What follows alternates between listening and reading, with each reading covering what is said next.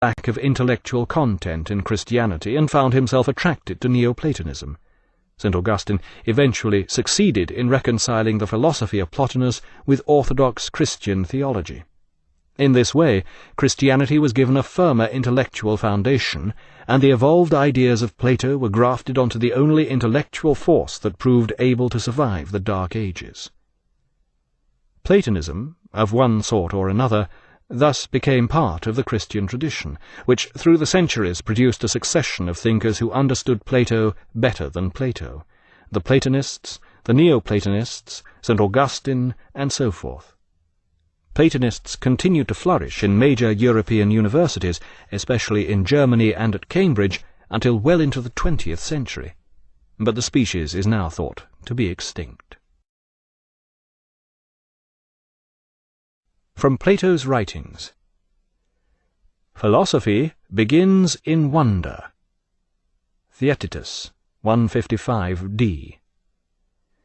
Here is a parable which shows how our nature may become enlightened or remain unenlightened. Imagine the condition of men as living in a sort of underground cavern with a long entrance open to the light. Here men have existed since childhood, fettered by the leg and the neck, so that they cannot move or turn their heads in any way and can only see in front of them. Higher up, and some distance behind them, is the light of a burning fire, and between the fire and the prisoners is a path with a parapet along it, like the screen at a puppet show, which conceals the performers while they display their puppets above it. "I can picture it," he replied. "Now behind the parapet imagine there are men carrying all kinds of objects, including figures of men and animals, in stone and wood and various other materials, which project above the parapet. Some of these people would be speaking, and some would be silent." "This is a strange image you conjure up," he said, "and those chained men are strange prisoners." "No, they are just like us," I replied, "for to begin with, do you think such prisoners would see anything of themselves or of one another, except for the shadows cast by the firelight onto the wall of the cave facing them? How could they see more if their heads are prevented from turning? And they would see just as little of the objects being carried past, of course. Now, if they were able to talk to one another, surely they would suppose that in naming the shadows they saw, they were in fact naming the actual objects." "Certainly. And if their prison had an echo from the wall facing them, when one of the passers-by behind them spoke, the prisoners would naturally assume this came from the shadow passing before their eyes." "By Zeus, they would indeed," he said. "In all ways, then, the prisoners would consider reality to be nothing else than the shadows of those artificial objects." "Inevitably," he agreed. The Republic, Book 7, 514a to c.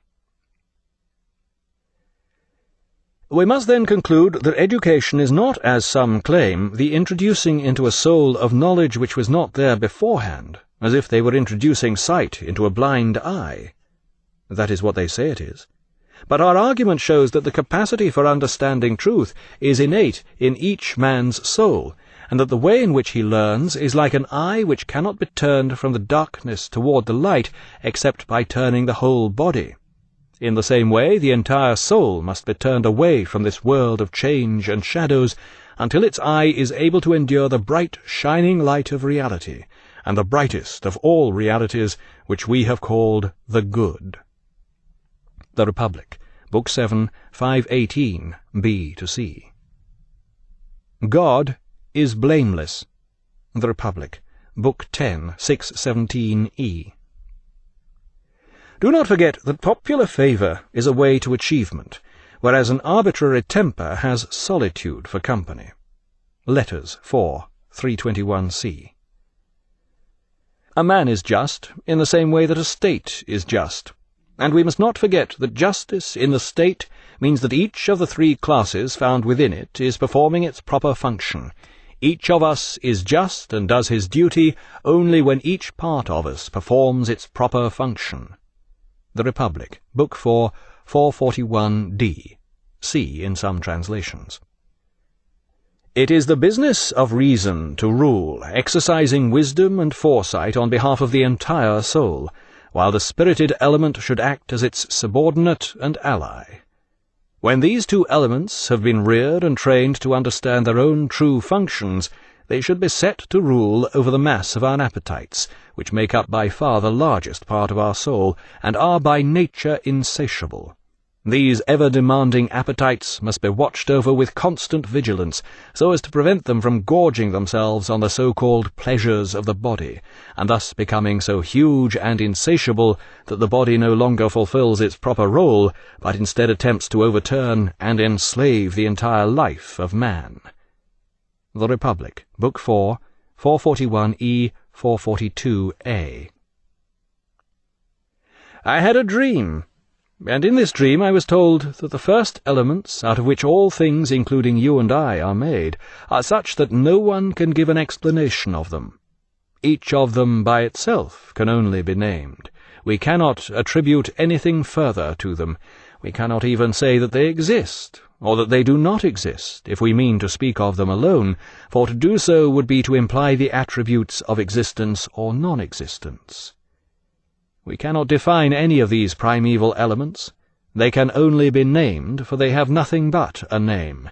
Yet the things composed of these elements, because they are thus complex, are defined by a combination of names which makes up a description, for a description is the essence of their definition. Theaetetus, 201e, b in some translations, 202b. Suppose that when someone sees or hears or notices something, he says to himself, "What I perceive looks rather like something else, though it is in fact only a poor imitation." Don't you agree that the person who receives this impression must have had previous knowledge of that something else, and is in fact being reminded of it? Of course. Then we must have had some earlier knowledge of equality, before we first saw things which were almost equal without being fully so. I agree. And at the same time we agree that we did not and could not have come by this notion of equality except by sight or touch or one of the senses. I am treating them as all being the same. They are, Socrates, for the purposes of our argument. So it must be by the senses that we become aware of the notion that things which are almost equal are not absolutely equal. Yet we must have a notion of this absolute equality, or there would be no standard with which to compare the things that we perceive as being almost equal. That sounds logical enough, Socrates. But surely we first see and hear and use our senses only at birth. Of course. But previously we agreed that we must have knowledge of equivalence and non-equivalence before we use our senses, or we would not be able to make any sense of them. Yes. Which means we must have had this knowledge before we were born. So it appears. Therefore, if we had this knowledge before we were born, and knew it when we were born, this means we had knowledge not only of equality and relative equivalence, but also of all absolute standards, and this same argument which we applied to absolute equality applies just as much to the absolutes of beauty, goodness, morality, and holiness, and also, I maintain, to all those characteristics to which we apply the term absolute. This shows that we must obtain knowledge of such absolutes before we were born. Phaedo, 73c, 74e, and et seq. It is said that Socrates had a dream about a cygnet which sat on his knees. It quickly grew plumage and became a swan, then flew off, letting out a loud, sweet cry. Next day, Plato was introduced to Socrates as a pupil, and Socrates immediately recognized him as the swan in his dream. Diogenes Laertius, Lives of the Eminent Philosophers, Book 3, 5. The other side of Plato. The strongest principle is that everybody, whether they are male or female, should have a leader. Likewise, no one should get into the habit of doing anything at all on his own initiative, either in earnest or in jest. Both in war and during time of peace, he should respect his leader and follow him faithfully. He should look up to his leader and follow his guidance in even the smallest matters. For example, he should get up, move around, wash, and have his meals, only at such times as he has been ordered to do so. In other words, he should get into the habit, by a long process of training, of never even dreaming or acting independently, and thus becoming utterly incapable of such action. In this way, the life of all is spent in total community. There is no law, and there never will be one, which is above this. It is the most effective way of achieving salvation and victory in war, and in peacetime, and from earliest childhood, this should remain the highest law.